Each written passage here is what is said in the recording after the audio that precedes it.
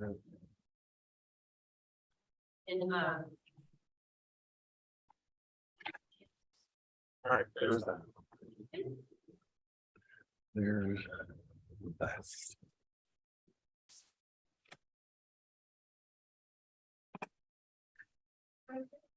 Yes. I just sent you the link.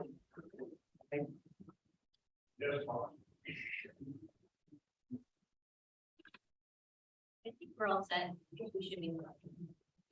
I think I'll do it over this way today. To mark on the vote.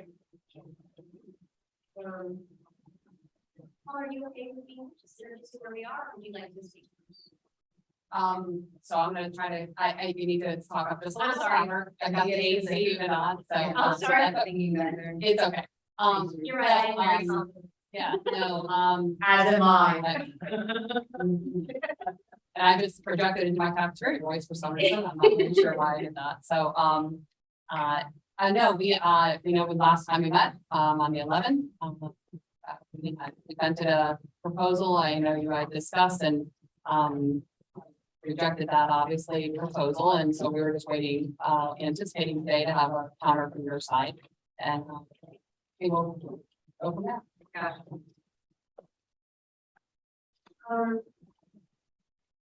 So last week, well, I guess it was almost 2 weeks ago. Since we met about 2 weeks ago, we had the opportunity to, I think it was a couple of days later, that I met with you all as a representative on the PESA team as well, so the additional conversation there. Same sort of looking at the budget, but different bargaining group. And then I had the opportunity, and I think you referred to in that PESA meeting, that Kevin, that you offered to have me come and meet with you and look over a couple things to get the close to the year-end date or the year-end numbers that will eventually produce the AFR, just for people who might be seeing this for the first time, that we're not really delayed in that. I know you said that you'd like to get it a couple of days earlier, but this is a pretty normal timeline for getting those end of year numbers. But we had the opportunity to sit down and look at some of the, get the printouts. We also talked about and Kevin was kind enough to show me just some charts about where we've been historically with the reserve, where we line up with other counties on our FEFP. Of course, all that information is available on the DOE website. We talked a little bit about how the Family Empowerment Scholarship has increased, and in fact doubled. From generally over the last couple of years, Family Empowerment Scholarship allocation has doubled over the course of each year. So that certainly identifies some parts of the budget process that are beyond the scope of the district. Thanks, Ryan. And it was a really good conversation, just to get some of the numbers and understand some of the historical, not necessarily trends, but just, historical trends, but also some of the decisions that have been made over the last few years to get us where we are. I think we also communicated in that meeting that the last meeting we had was, I think, frustrating on both sides. That we felt as though the last meeting ended, it did end with us leaving the table out of frustration, and that of course led to your to frustration and on your side. One of the things that we talked about was the fact that the last meeting that we had, in the last meeting, the district proposed an overall increase of 3.25% on average. And there were some additional considerations for the ongoing benefit of the paid planning, the additional paid planning that was incorporated in the contract last year. That's a 3-year benefit starting last year. We have it for another 2 years. an increase in health insurance, which of course the district has taken the position that y'all absorbed most of the costs there, and have left, about 3 million up to the collective, for the most part, PCTA, PEPSA, and SCIU. In the instructional share, that would be a little over 1 million, I believe. Actually, the total share for all those, 1.3 million. Oh, sorry, 1.3 total together. And that was all outlined on the offer last time. Which, you know, we had had some discussion about that previously in our meetings of the EWBS committee. One of the things that we wanted to explain was why that 3.25% offer was met with such shock, faith, and frustration. So you have to have an idea of where we're coming from. It really, for us, goes beyond, and for our people we represent, really goes beyond the numbers. And this is something that Kevin and I talked a great deal about. Would you like to speak to that, or would you like? Probably. So I'll tell a little bit about it. Last year, as you know, and I know I'm telling you something you already know. Long before I got here at the end of September last year, and there was a 3.25% offer on the table.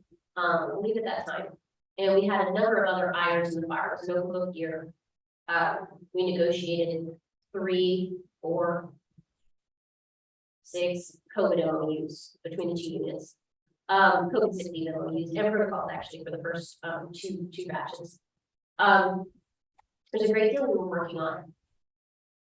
But we met with, we really hit a brick wall on that 3.25% pretty early. And part of it came to light over the course of bargaining. Sometimes, you know, I learned I wasn't here for all of the initial conversations.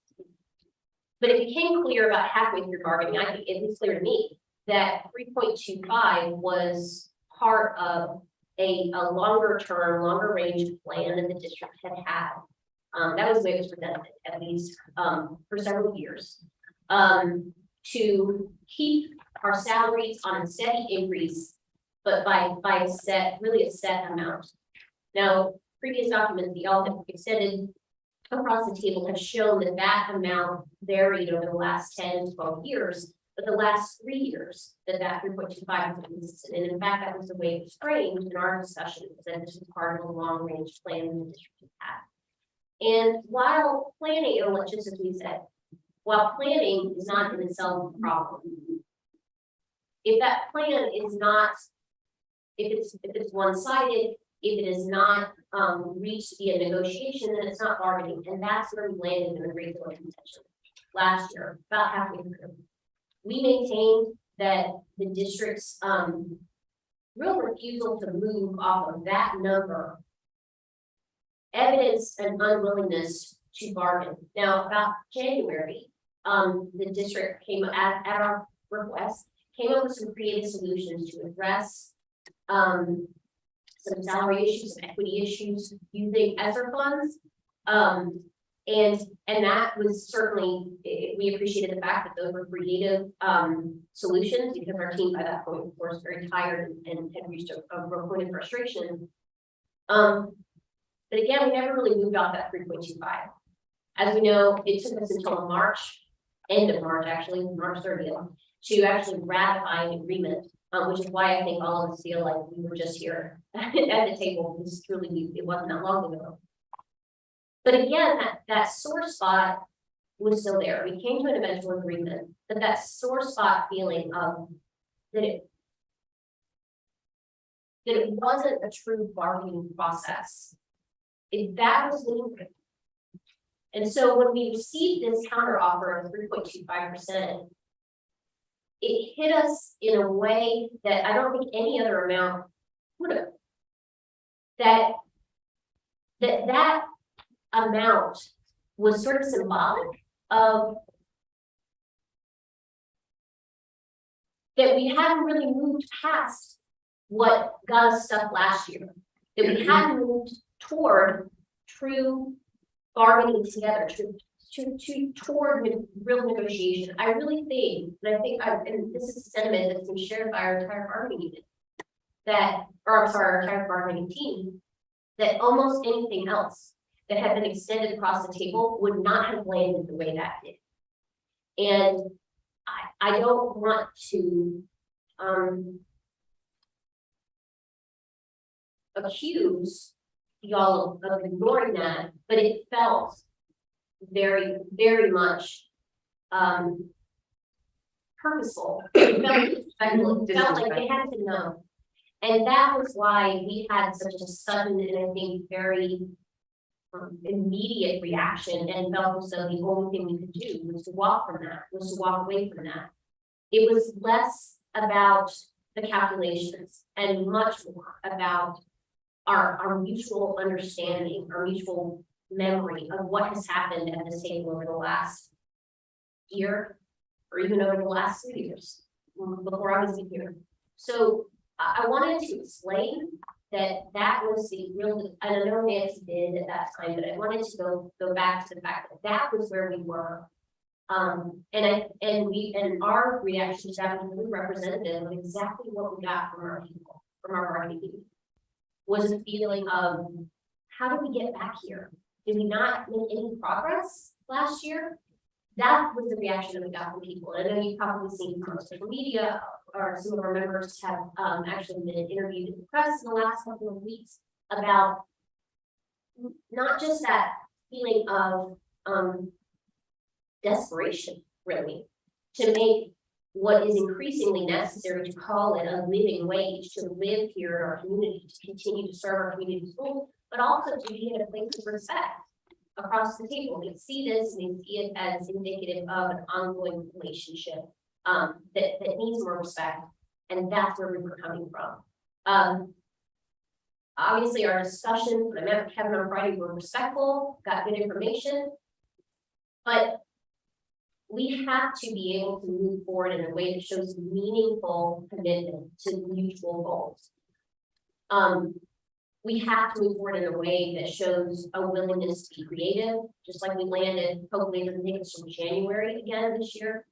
Let's talk about ways that we can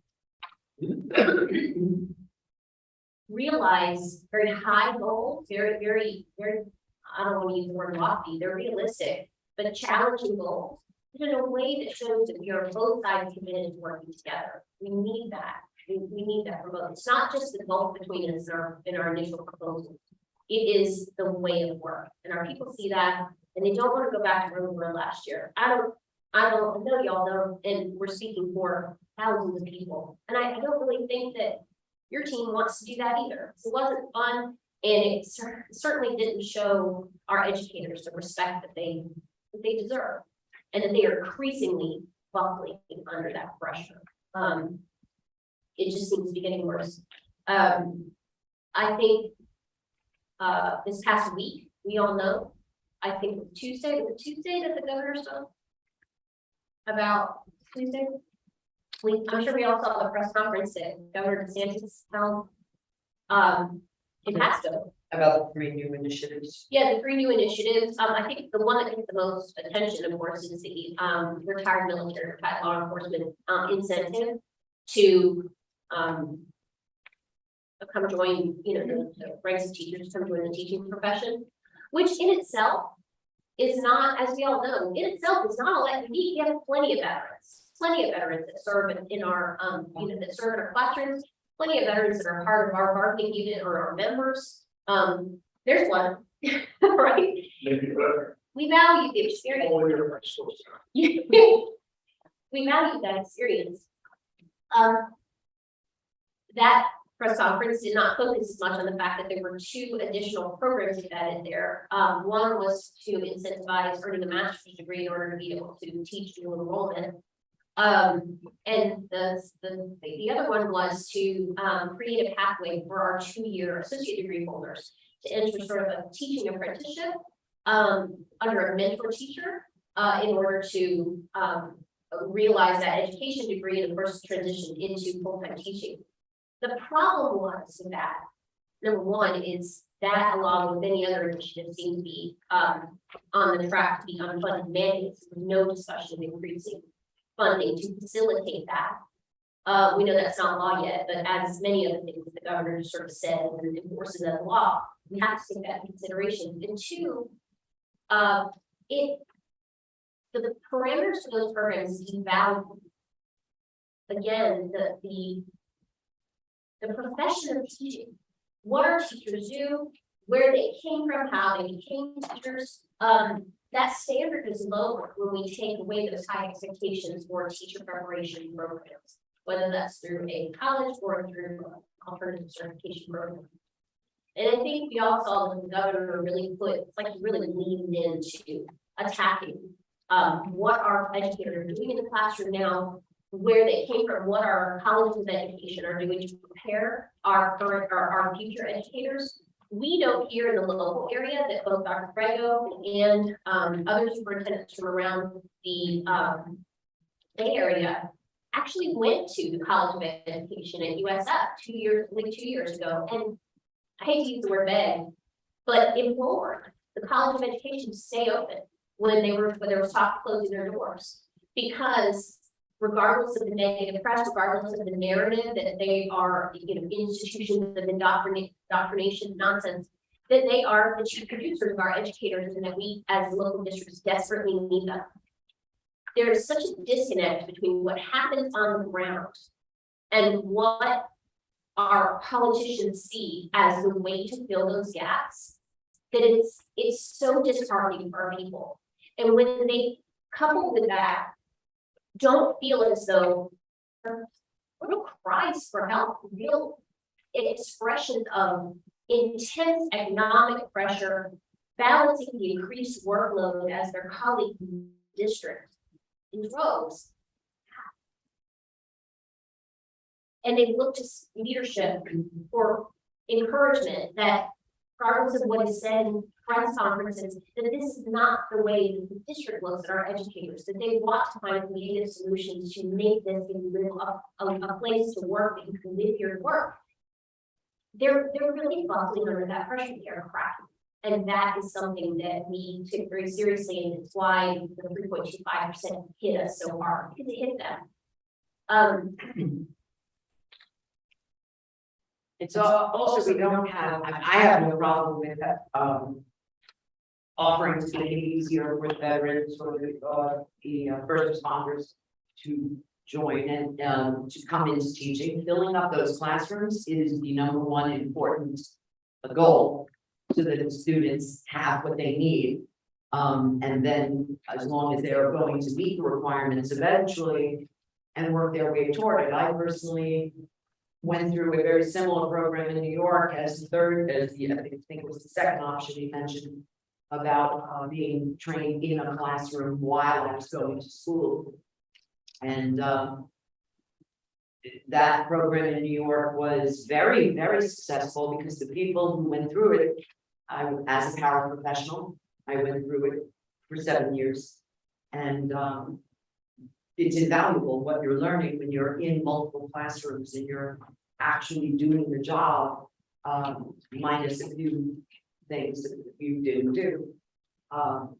It certainly is going to weed out those who are going to stay and those who are going to go. Because when you're there and you're seeing what it is at that moment, that's when you'll make a decision.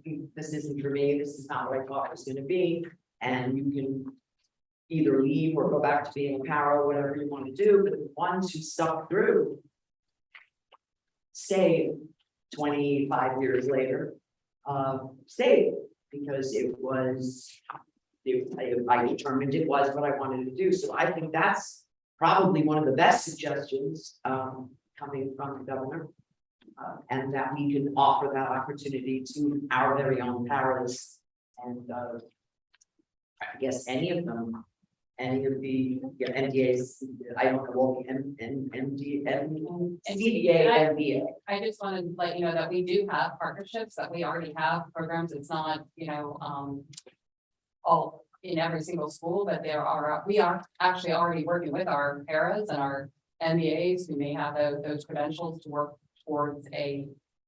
It's always been not a very well-known program because Nellie wasn't even very familiar with it, and it's been going on for a few years, so maybe that was just. So, he did have a few good ideas. The problem is, especially having worked in the school with the first responder program. Where we were trying to hire first responders, obviously to teach for that program, and it was a revolving door.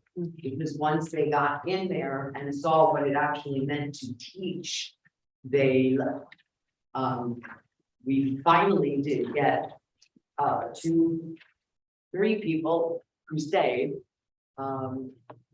Enough to really grow the program, and then of course one just retired, and we've got a brand new one coming in there. So we'll see, if we're hoping that this one will stick, because those 3 did stick and finally build the program. But the beginning of the program was disastrous because nobody would stay. We'd put in 6 months, a year tops, and go. Same thing for the Coast Guard, trying to get the Coast Guard program up off the ground over there. They did, once they saw what was going on in school. Definitely processes and. So, and different I mean, it is wonderful to invite these people to come, because I'm sure they do bring something very new and different, but it is expected that they meet the qualifications that teachers have been held. Their feet have been held to the fire for many years.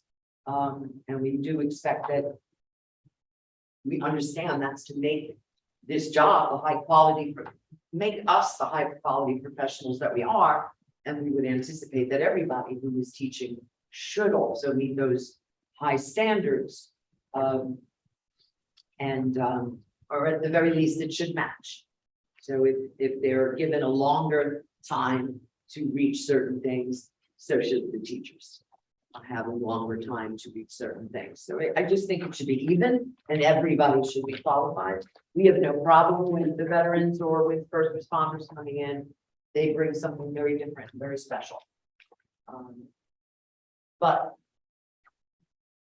the point is, for the last 3 years, I've been saying to you, and I know I was heard because Lori repeated it back to me whenever she could, about the fact that respect in the classroom was equal to pay when it explained teachers' disappointment in this career and their heading out.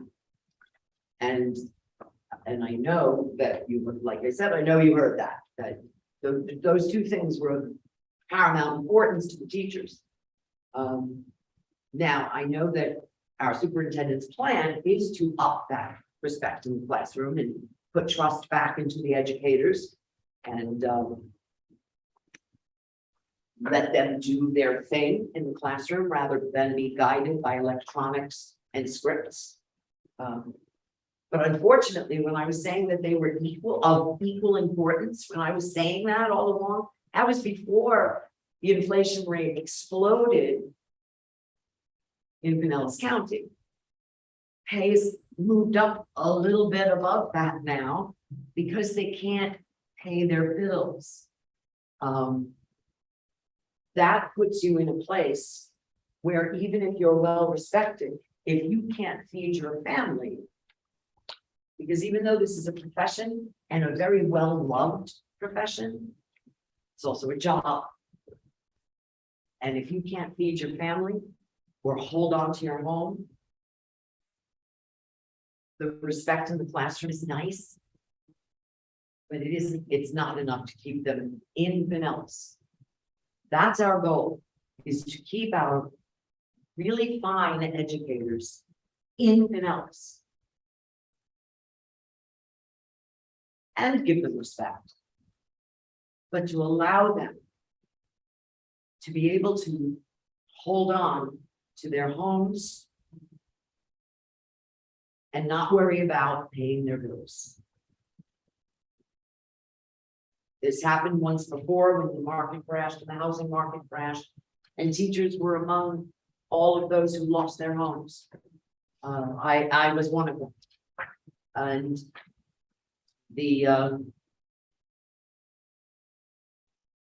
that is a devastating feeling that you cannot pay your bills with this job that you love. And that's why we're seeing people make heart-wrenching decisions to either leave the profession or to leave Pinellas and continue to teach somewhere, other counties, other states, where the inflation rate has not been so brutal. So drastic. So to that end, we spoke, our last proposal was 11.3 and 11.3% increase to the bargaining, unit. We did, acknowledge that it was going to take some effort. We would agree or commit to work with the district to figure out a way to affect that, to, whether it would take some sort of combination of factors, or how we got to that end result could still be up for negotiation. There are 11.3 matches. And it changed only 0.1% from July to August. The rate of inflation that is specific to, or cost of living that is specific to Pinellas. Obviously, your counter proposal came and there was a very wide gulf between us. So we went back to those numbers, and even looked at your numbers. Our first stop was, looking at a proposal that would meet the consumer price index that you cited, which was for the entire country. Of course, we acknowledge that here in the local area is 2% points higher than that, but we didn't look at that percentage, or rather that reference to the CPI. But we actually took it even further. Because CPI is calculated year over year, so we're looking at specifically how much more it costs to live here in Pinellas than it did 1 year ago. That 11.3% or 11.2, I guess, in July, was specific to how much it costs for basic needs here in Pinellas year over year. Very much data driven. And so we went one step further and considered that because we settled so late in the year last year, that our unit saw an average of a 3.25% increase. That was, of course, what we settled on. We looked at some other non-recurring elements. They weren't bonuses, but they were payments that were tied into the contract or their ESSER funds. But then our unit actually saw a 3.25% increase on average in March. So again, in the spirit of collaboration, but also fully acknowledging that we are under a crisis now. We have to come with something that is meaningful to our people and recognizes just how much harder it has become to continue to teach in Pinellas schools over the course of the last year. We prepared a counter proposal, and I'll send that to you. Thanks. Oh, sorry about that. Thanks for our counter proposal is to increase each annual instructional unit salary by 8.05%. That is an increase in the salary itself. We understand what our counter proposal is that we further agree to continue negotiation of the allocation of this increase, as well as any other compensation and contractual items mutually agreed. We understand that we have to consider professional supplements, that we have to consider a number of factors that also figure into these negotiations. But our counter is for 8.05%, which is specifically 11.3% minus the 3.25% on average increase that our employees saw in March. This is still, we acknowledge that this is less than our original proposal, but we believe that this is, we still believe that this is attainable and that it's based in data. These are not baseless proposals out of the ether. These are based on what our employees are struggling with and where we believe the district needs to meet them in order to keep our professionals in our classrooms. May I ask a point of clarification? Sure. So, I'm reading the second paragraph. It says parties agree enter into agreement to increase each annual instructional unit salary by 8.05%. You mentioned a moment ago that we get an average of 3.25% salary. This is proposing, I just want to let that proposal. So I can quantify. You're proposing that each individual employee receive an 8.05% salary increase. Yes, acknowledging that and understanding our legal constraints. That could take some combination of factors to affect. So that's my first point, because I know you realize that. Yeah. And then- and- Constrained by statute, that's how. Exactly. For the record, we all know, but I don't, and we never know who's tuning in for the first time. We recognize that there are legal constraints passed by our lawmakers in Tallahassee. Over the course of the last 10 years, we went from 1 constraint on salary negotiations to 20 constraints. And our most recent mandate that increases to what we call the grandfather scale have to be in lesser proportion to those of our effective teachers on the performance scale. And various other constraints that have to do with whether an employee on the performance scale is at effective, highly effective, below effective. So acknowledging all of those things, we understand that legal constraint. But we also understand that when implored last year, the district really came with some creative solutions to how we can affect that for all of our employees. So this proposal is exactly as written. We proposed increasing each annual instructional unit salary by 8.05%, acknowledging that that can take a combination of factors to achieve that. Thank you, that's one of your factors. Sure. Quantify. And I,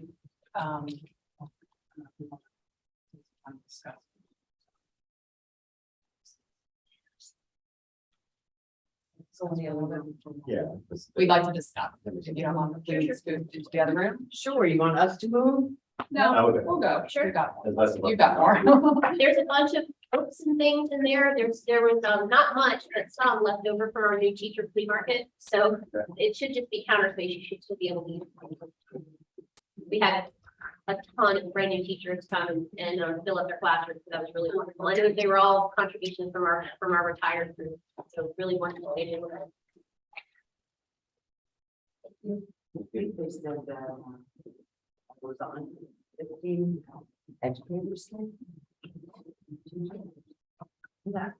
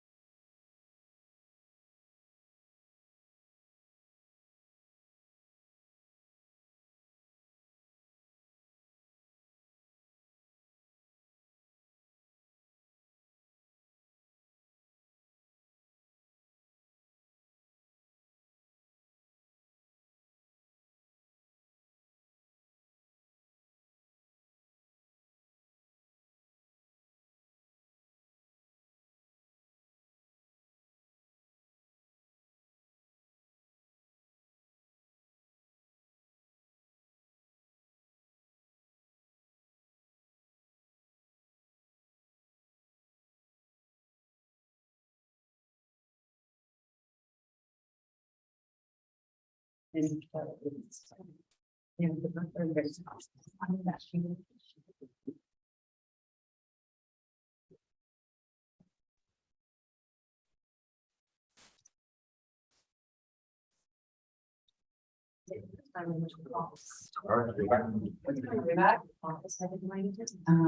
know, 503 is when it was passed out. You wrote that down? Yeah.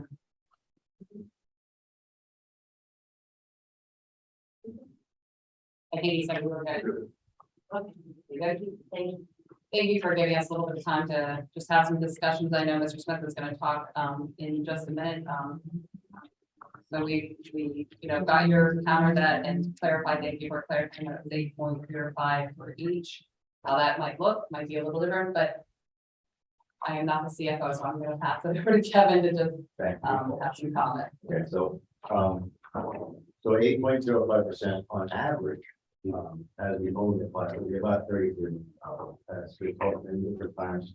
And then we talked about some Friday, we have a total of $18.4 million for all groups, so $33 million would be just the cost for this amount of a raise. Now, that's not to mention that, the reason I asked the clarification before is that if we were to apply it to the group on something other than average, you're looking really at an individual basis, it's gonna be significantly higher than $30 million, because how we spread the salary increases across the salary schedule based upon statutory formula. It's different percentages for different people. So somebody at the top end of the scale might get 2.3%, or they get 8.05%. So it's a much higher number. So I mentioned, several different times that we have a total of $18.4 million. We're in the process of closing our books. Lindsay, I mentioned to you the other day that, our closeout's gonna be a little less favorable than we expected. It was going through. We expected to be about $7 to $10 million negative, or something higher than that. Some of that has to do with the fact that we use some of the ARP money. We'll recover some of that in this fiscal year. We also have, as a regularly defined enrollment, we factor that in this year as well. But 33 million is a little bit higher than we can meet you with right now. And as I mentioned, the 8.05% on an individual basis would be far higher. So we would like to take, your counter, we will go back to the drawing board, so to speak, not necessarily to the drawing board, but to look at other, we'll take what you have and move from there and see what else we can put together as our next encounter. So, I don't know if we want to schedule another time to meet. Before we schedule, one of the things that we had talked about was looking at, we were presented with the 18 million-ish total, looking at unit reallocations, attrition from newer teachers coming in, more of our veteran teachers heading out. It's not the surplus exactly, but what was left from the TSIA. We talked a little bit about how the referendum plays into it as well, and that currently our salaries are just a couple of ones calculated I say our, obviously speaking on behalf of the unit, salaries are calculated based on inclusive of the referendum. We know that that's a challenge because it's a significant amount of money. I think by my calculations, about 40 million a year. For salary, about 40. Ish. About About 40 million difference between the salaries with and without the referendum. And also that there are that is, I think, as we talk about recurring versus non-recurring funds, even though it has historically been recurring, that doesn't mean it necessarily will be. The union, as we've said, runs this referendum campaign or demands the referendum campaign every 4 years, and we'll have to do it again in 2 years. And it's difficult to know where we would be because, of course, our local economic picture looks different. We're looking at referenda locally to understand where the public might land on that. There's also, I think, an effort from Tallahassee to really push out the importance of referenda, and that's a political issue, but it has an impact. So we were looking at what it might take, just again looking at different sources, how we could potentially look at different ways to look at the numbers. We actually took the lead on going back using the information in the financial presentation that you made, Kevin, last time. well, two sessions ago. And look at the way the referendum had, because it has increased in amount over the course of years, but that's been irregular over, every year it looks Oh, a it little bit changes every different, right? So he actually found some interesting points as we consider how the referendum impacts the funding. Do you want to share that? Yeah, I was looking at the 2012, 2013 and the 2021, 2022 that you gave us. And I did some basic math. The referendum was 2852 in the 2012, 2013, 5275 in the 21, 22 school years. It's a difference of $2,323 between those two windows. Starting at year 22, I started looking at the differences that the budget provided. Year 22, and all the years before that, it was 8,000, 9,000, 8,000, 9,000 increased in pay Years of experience. based on years of experience. So a year 20 teacher in 2012 to a year 20 teacher in year 2021. Looking at those two differences, it was $8,000, $9,000 difference in every year. Every category from year 5 to year 5, year 10 to year 10. But starting year 22, the pay difference was $8,559. Respectively. Year 23 fell to $74.97. Year 24, $67.92. Year 25, $2,302. That's a bad trend. In year 26, it was negative $564. It started going back up at 27 plus 843, year 28 plus 2550, so year 29, 4257, and then year 31 it fell back negative 335. So one of the things that happened as a result of the legislative changes for performance pay, we have a flatness schedule. And I'll let Dave. So that, there was years ago for Nancy, that they purposely would give a larger increase to those years.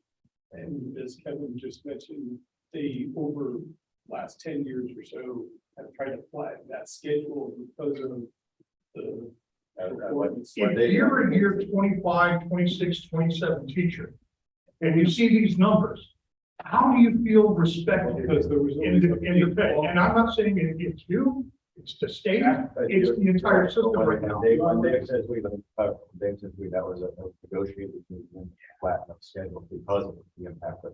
Because it was years ago, they purposely, when people got to those levels, when we only had grandfather, they would get a bigger bump. It was kind of some, I don't know, I think you've been around for that long.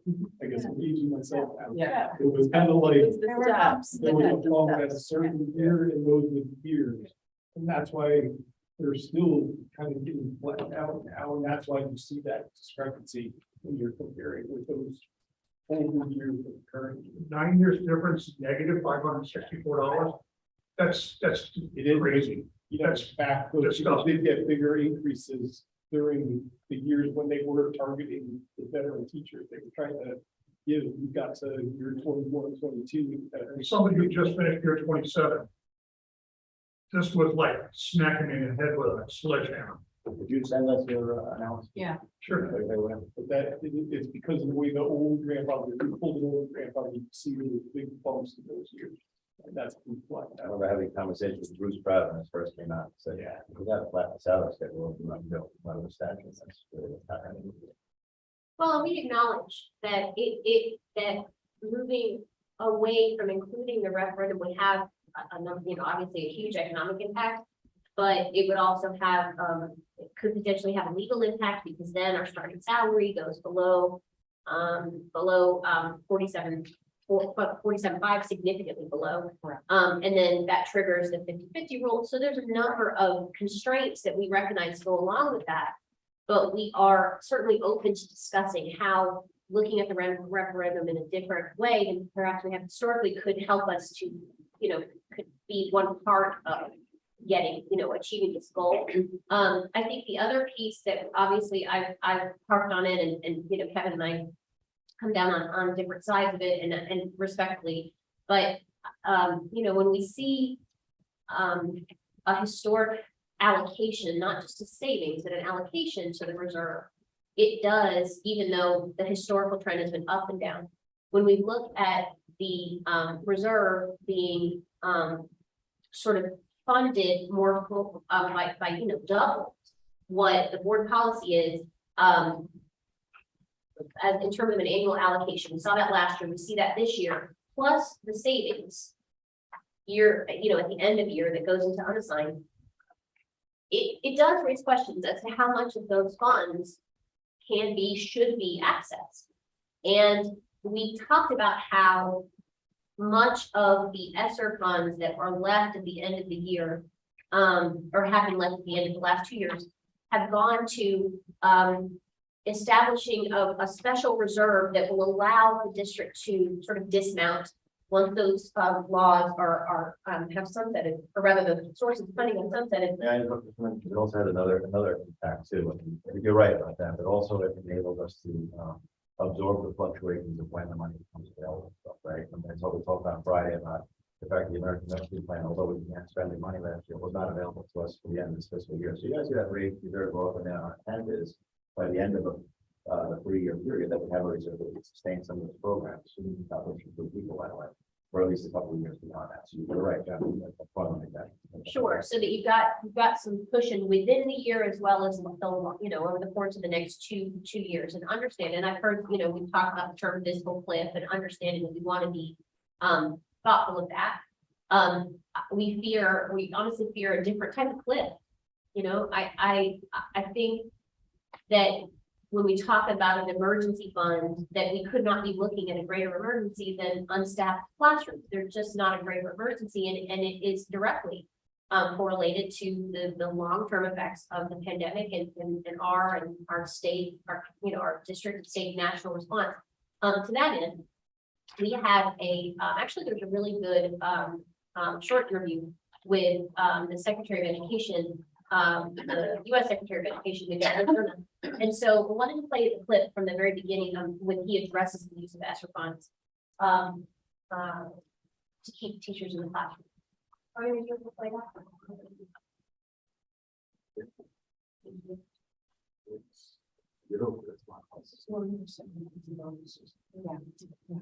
It's a 10-minute, it's about 10 minutes. We're only going to play the part where he speaks about this. Students are on average 2 to 4 months behind in reading and in math because of the pandemic. Now we also have this teacher shortage, and in some states like Missouri, a number of districts are shortening the school week to just 4 days. How much additional learning loss will happen because of the shortage? First of all, I'm excited about the beginning of the school year. This is a year full of promise and opportunities for students who have, for the last 2 years, put up with too much. And thanks to the American Rescue Plan, the dollars are there to make sure that we can open up our schools. With sufficient educators, our students need more, not less. So when I hear reports of districts shortening of their week, it concerns me. Our students need additional support. They need smaller class sizes. They need tutors. They need after-school programs. So let's use the American Rescue Plan dollars to bring retired teachers to work with universities to make sure that our school teachers are starting a little bit earlier into their profession. Using the dollars that were poured by the federal government, we think it's important that our students get more this year, not less. Well, Americans pumped billions of taxpayer dollars over the past 10 years into schools through emergency programs. You mentioned one of them. Can the federal government force governors to reallocate those funds? How do you actually get governors to do what you're asking them to do? Right. It's not really about forcing, it's about working with them. But let's face it, this teacher shortage is a symptom of something that's been going on for longer than the pandemic. And that's a teacher respect issue. Unless we're serious about providing competitive salaries for our educators, better working conditions, so that they can continue to grow. Is it really just about salaries? It's definitely not just about salaries. Let's think back the last couple of years. Our educators have bent over backwards. We went from totally in-person learning to remote learning overnight. Yet the pandemic really pushed many of these educators out of the profession because in many cases, educators were not being respected when schools had to close. It created some tensions in our school. We need to make sure we're supporting our educators, giving them the working conditions where they feel a community and feel supported in the work that they're doing. Critically important work. But in the meantime, it's a matter of what's best for students, and I want to ask you, we are seeing districts change the qualifications so that instructors can be there in class. Oklahoma eliminated a general education test certification requirement. Arizona now allows people without a college degree to begin teaching before they graduate. In Illinois, people can teach in a classroom 90 hours of college education. This looks, Mr. Secretary, like the standards and quality of American education are being lowered. Right, and it's unfortunate, our students need more now, not less. And while I understand that there are issues, getting qualified educators in the classroom, we've been working really closely with our states to give them not only the resources, but the ideas on how to help address the short-term issues, incentivize. Do you support this idea? I do not support lowering any standards for qualifications for teachers. I think we need to be creative in how we get the teachers in. For example, student teaching is 4 months of teaching without pay. I think we should use the American Rescue Plan dollars to get student teachers and give them a salary. Many people are leaving the profession or training program for the profession because they cannot afford 4 months of teaching without a salary. I think we need to raise the bar on making sure teachers are getting paid what they're due. The teaching profession, college graduates earn on average 33% less than other college educated programs or other college educated jobs. That's unacceptable. In the last 25 years, adjust for inflation, teachers have made only $29 more than they did 25 years ago. We need to do better there, and that will address some of these shortage issues. Are you looking at targeted debt relief, student debt relief for those teachers who are in programs that you just mentioned? Certainly, the public service loan forgiveness program is up and running. We provided a waiver for 1 year to widen the net and people that can take advantage of that. So for those of you listening, studentaid.gov, check out to see if you're eligible now for student loan relief. If you're a public servant and you've worked 10 years, you should have your loans forgiven. We want to make the process simpler, but we're also focusing on making sure the loan forgiveness that we're providing goes to those folks who have been taken advantage of by their institutions. All total, Margaret, $32 billion since day one of this administration in loan cancellation for those who either have a total or permanent disability, those who have been taken advantage of by their institutions of higher education. We're not slowing down. We want to make sure that college is accessible and more affordable for Americans across the country. Do you have a decision for us then on what's going to happen at the end of this month for families budgeting in terms of whether there will be a suspension of some of those student debt programs? Sure, I don't have a decision for you today, but what I will tell you that daily we're having conversations about this, and the American folks will hear it before. We spoke to the superintendent of Los Angeles School District just last Sunday, and he told us that there are roughly 10 to 20,000 children who are just simply missing. No idea what they want. How widespread is this problem of lost children in American school systems? It's a concern not only in Los Angeles, but in other parts of our country, in particular our urban centers, where we know the pandemic impacted urban centers where the density is higher. Many families moved out of cities. So the work that I've seen happening across the country that I'm really proud of is the work where districts are now hiring folks, community liaisons, family liaisons, where they're knocking on doors, finding students, bringing them back into the classroom, re-engaging them. It is an issue. Oftentimes, it's not just education.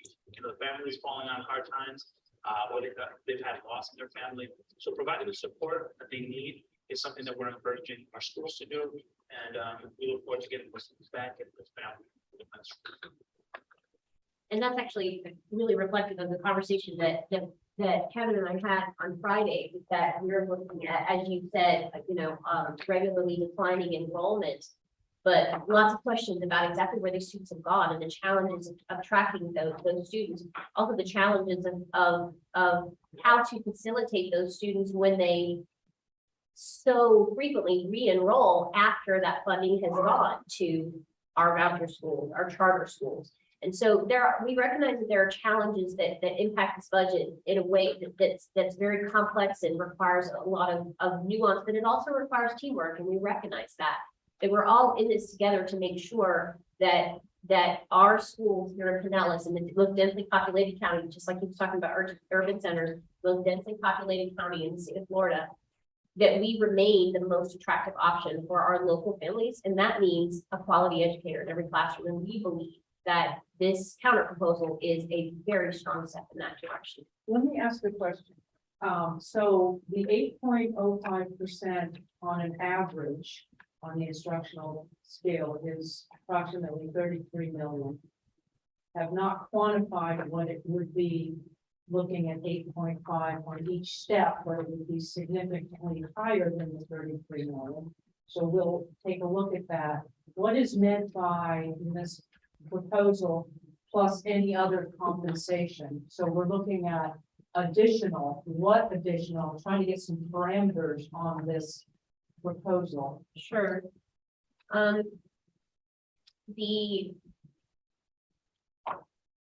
With an increase, so all the entire unit as it stands plus 8.05, I have that coming in at 380.6. And that is like you said, a difference of. All right, take a second to get down there exactly.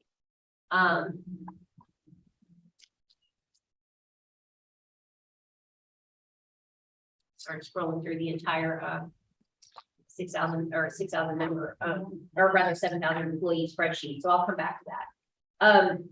Our other ideas for compensation were things like we talked about with supplements, looking at increasing professional or advanced degree holder supplements. What we are looking for is an amount, because there's one pot of money and we need to know what you're asking for. So we can look at the total compensation package and have an idea of what you're actually asking for based on what Mr. Smith has gone through on what's available. Well, And then seeing where we can close that gap. We're quite a bit apart. still, We need a full number to be able to decide or work that through. so like I said, the previous year proposal was structured a little bit differently, obviously, but it was something similar to what we had worked with in the last year, where it detailed the increases in potential increases in health insurance, potential increases to the fund for supplements. We had somewhat of a disagreement over whether those supplements were our fine arts, or rather our arts, academic, athletics, or if it included our professional or advanced professional supplements or advanced degree holders. So we had some differences on what those supplements meant. That's what we need as items that we can come to, that can be used to affect this change. So when we say 8.05, we are talking about salary. We need a total package though, so 8.05 is 33 million on average plus. So what are you looking for advanced degree supplements? What are you looking for? Our proposal had an increase of approximately 3% for the other supplements, the arts, athletics, academics. Last year, you mean?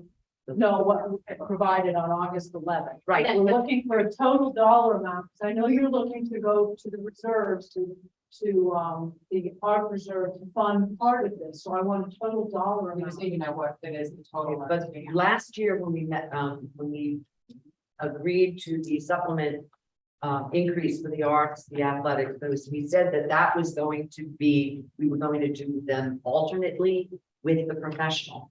And this is, we did them last year. This year we would be looking at professional. All supplements. we're looking for is a number. Just give- How much? What are you looking for?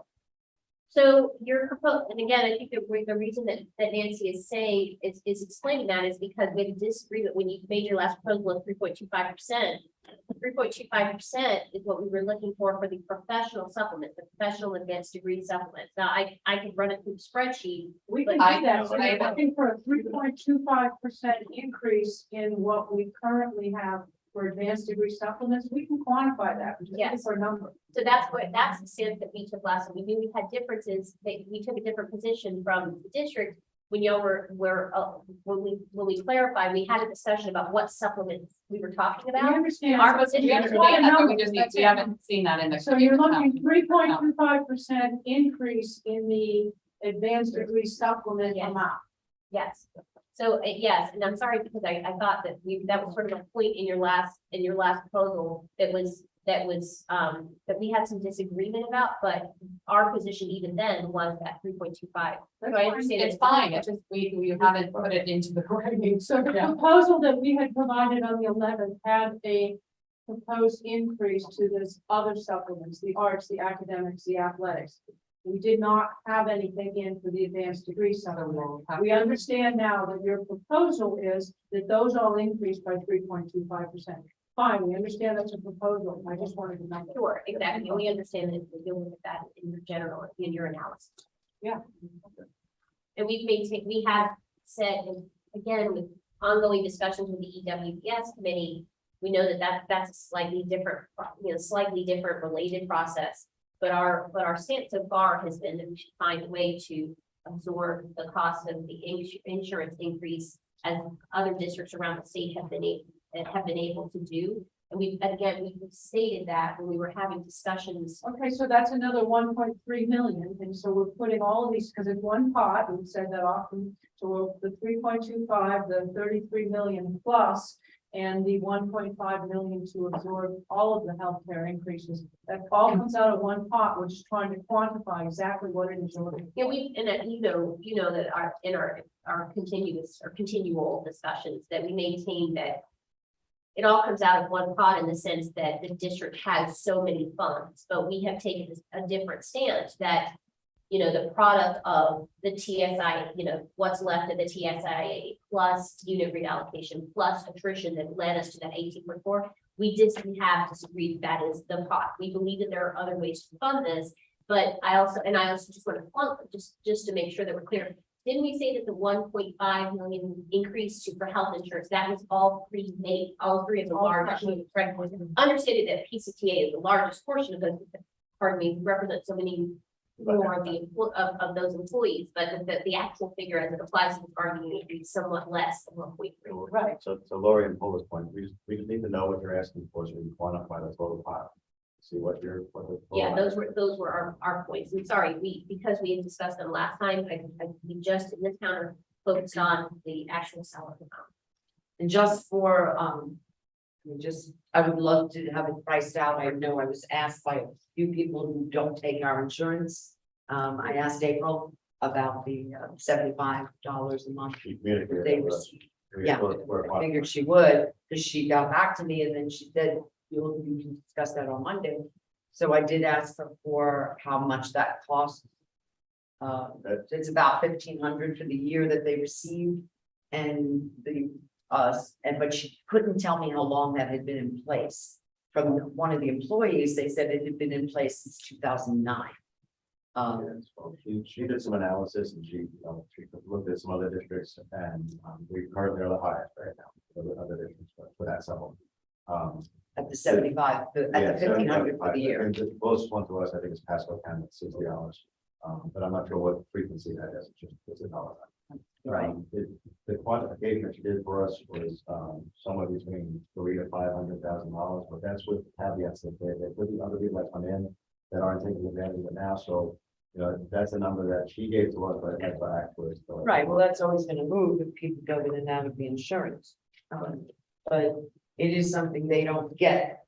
Those people don't receive the benefit that other people, that the people who are in the insurance receive. When the district picks up a large amount. They And I'll just kind of read it. I do have a couple of the pieces of information she may have shared with you, but as following up on what Kevin had just said, one school district offers 25 per pay, and we offer 75. Hillsborough is 36 per pay, Pasco 60 per pay. So again, she was saying that we actually, and some are Manatee and Marion, not Marianne, Mary. Yes, she did tell Offer me that we were the incentive. highest. So, well, I'm just sharing that out with the groups, since it's important for everybody to hear. So, but again, the cost, and yes, we do have to always, any changes we make could have a reaction to that. So Anything else that you would like, I mean, I think toss it out? in all honesty, vanilla should be the highest in everything. Since we're the highest in living expenses, so everything that we do. And should we, be and in that sense, we are. Although not necessarily the highest funding. No, and that was another thing I just wanted to mention. When I know that you'd said you'd asked us about lobbying for, getting Family power. the family empowerment scholarships out of the FDFD. But I don't think we should, I mean, we've been lobbying, not specifically for that, but we've been lobbying for, well, at least the last 20 years that I've been involved every single year for better funding. I mean, FDA had a whole campaign around it, Fund Our Future. Shouldn't we just be lobbying for proper funding of our schools His without, issue is. without right, Yeah. without the chart, that, you know, with that separate, with that being separate, that's a big part of it. So that we can see the real numbers of what the schools, because it is very, non-transparent for the public who believes that lots of money is being thrown at the public schools this year, and that is not the case. So yes, that definitely, like I said, it's all smoke and mirrors and the public is misinformed. So I think that when you're asking us and also the school board, as you did, say that you did, they should be asking for better funding all around. I think that's part of our legislative platform every year. Our school board legislative platform is that that's back. At least one or two of y'all, maybe many of y'all. Because it is helpful when we're all asking for the same thing. And I think we have a couple of outstanding issues just in terms of just general contract, functions of the contract. We still, just need to get together. These aren't really, And I have our date now, our time, so I'll get that to you. When I get home and open my laptop again, I'll send you the date. Okay. I'm good. Yeah, since I've been waiting, I For the, I just wanted. yes, yes, vote. Tomorrow's election day, That's everybody another thing vote. to do. Everybody- Everybody vote and drag everybody in your family to vote. Do we need to schedule another, do you want to do that now? That'd be great if we could get a tentative for sure now. And I need to find out For about this this. or for the 38, because we have another one for this. Oh, do we have another schedule? We I'm have sorry. one, the 6th, September 6th. Okay, Okay. Oh, yeah, you're right. okay, well, there we go. You don't have to sound so surprised. All right, we will My work on that. calendar should not be, my calendar should not be a surprise, but it's. All right, thank you. So we'll just circle back on scheduling for 38 and for the other, Article 38. Oh, yeah. someone has- Send me dates for that too, so I Yep. can try to reach out to the Okay. other members of that group. That sounds good. And calendar. And then I just needed to confirm, Calendar Lindsay, basically. TASPA on Monday. Yes, I didn't yes, hear. the 29th. Okay. Thank you all. Thank you for coming over. Oh, can I say finance sheet? Right here on the corner.